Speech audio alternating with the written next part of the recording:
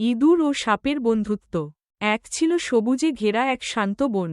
বনের মাঝখানে এক বড় পুরনো বটগাছ, আর সেই গাছের নিচে এক ছোট গর্তে থাকত এক চঞ্চল ইঁদুর, নাম তার মিঠু। গাছের ডালের ওপাশে এক শুকনো পাথরের ফাঁকে থাকত এক কালো সাপ, নাম তার নাগু। তাদের দেখা প্রায়ই হতো, কিন্তু একে অপরের সঙ্গে কখনো কথা বলত না।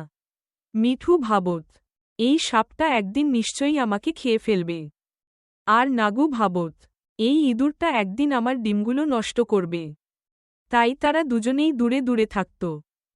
একদিন দুপুরবেলা বনে ভয়ানক গরম পড়েছে। সবাই গাছের ছায়ায় বিশ্রাম নিচ্ছে। হঠাৎ এক শেয়াল এসে মিঠুর গর্তের সামনে ঘুরঘুর করতে লাগল।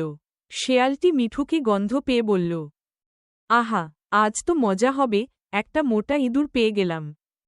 মিঠু ভয় কাঁপতে লাগল। তখনই পাশের পাথরের ফাঁক থেকে নাগু বেরিয়ে এলো। তার ফনা তুলে গর্জন করে উঠল, চলে যা, শেয়াল, এটা আমার বন্ধুর ঘর। সাপকে দেখে শেয়াল ভয়ে দৌড়ে পালাল। মিঠু অবাক হয়ে জিজ্ঞেস করল, তুমি আমাকে বাঁচালে কেন?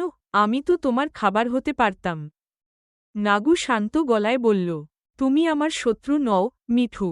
আমরা দুজনেই এই বনের সন্তান। শত্রুতা করে লাভ কি?